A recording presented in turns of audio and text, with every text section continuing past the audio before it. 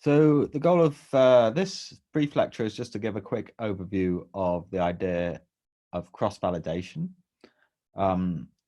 So cross-validation is essentially a way of tuning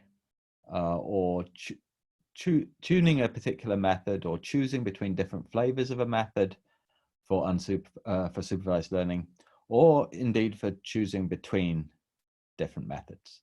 So I'm just going to give a very simple example.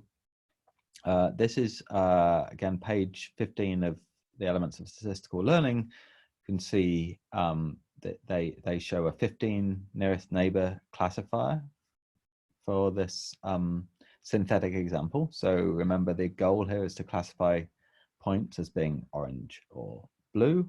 And this is a training set you're given here. And the way the nearest neighbor classifier works is that for a new point, it will look at the nearest neighbors, in this case, 15 nearest neighbors, and count how many of those nearest neighbors are blue and how many are red, and it will take the majority vote for an.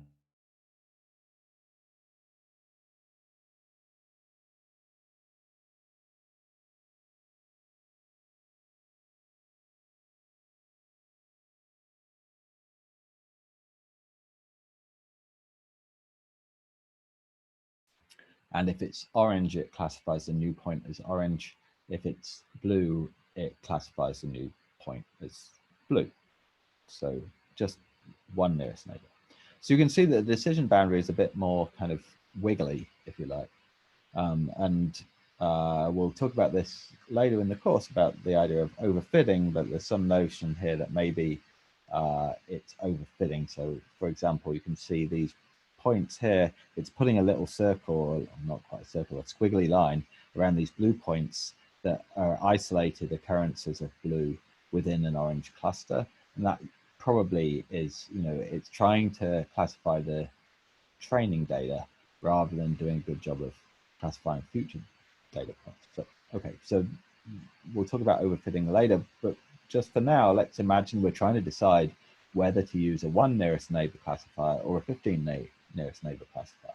But of course, we might have other options like 5 nearest neighbors, but just for now, imagine trying to decide between those two possibilities. So the basic idea is to divide your training data set up into bits. How many bits? Well, the most extreme is to divide it up into as many bits as there are training data points. That's called that's going to be called leave one out cross validation. We'll see that in a minute. Another alternative, the other extreme, is just to divide it into 2 bits. So divide your training data set randomly into 2. That's going to be twofold cross validation. And in general, if you divide it into k bits, it's called k-fold cross validation. But okay, so divide your training data set into bits, just let's say 2, and then apply your learning procedure withhold one of the bits and apply your learning procedure to the remaining bits, and then test how well it does on the bit that you retained. Okay, so in the twofold case, the way it would work is you leave out half your data points from your training set, you train your classifier to get your decision rule here, and then you apply that trained classifier to the other half of the data. And then you reverse the roles. So if it's 50-50 split, you use half the data and then you classify the others based on that half. And then you reverse the roles. You use the other half of the data as your training data and classify the other half. And you see how well it does. That's your, and you can use whatever measure of accuracy you like. That's the nice thing about cross-validation, is you can use these squares or squared error, any loss function you like. It's a very flexible procedure.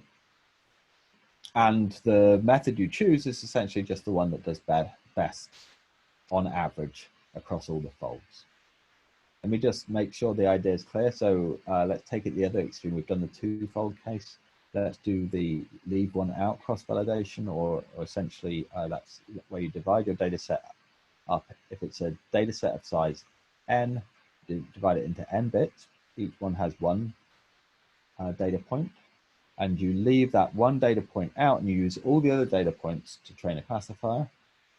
That's why it's called leave one out. You leave one out while you train on everything else. And then for each data point, you then go and classify it using the learned classifier, which in this case basically means for each data point with this nearest neighbor rule, it means that for each data point, you just ask, well, how well would a nearest neighbor classifier do for that data point? Just see, does the nearest neighbor with one nearest neighbor get it right? And then same with the 15. You could just count up how many errors does the 15 nearest neighbor classifier make and how many does the one nearest neighbor classifier make. So the key to note is that when you're classifying, say, one of these blue data points that's in amongst the orange ones, when you're trying to classify it, of course, that data point's no longer in the training data, it's being left out. So what happens is that most of those in the one nearest neighbor case will also be misclassified because their nearest neighbor will often be orange, even though they're, the decision boundary here, when they're included in the training data set, is going around them and getting them right. So the point here is that you have to exclude the point in order to avoid overfitting. We'll talk more about overfitting next time. Okay, so for more on cross-validation and how important it is to be careful about excluding points, not essentially when you're testing a method on some points that have been left out, you have to be very careful that there was no information leakage from those points into your procedure. That's in chapter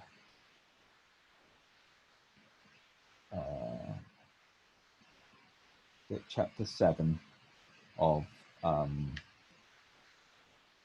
the elements of statistical learning. So particularly chapter 7 section 7.10, I believe. And just bear with me a minute, under the readings, yes, chapter 7, section 7.10 is the, so read that carefully. I think it's a very simple idea. Actually, interestingly, although it's a very simple and intuitive idea, cross-validation it's hard to find examples of theoretical guarantees for it, but still it's very widely used to select between supervised learning procedures, and part of the homework is to implement this cross-validation procedure to select among methods. So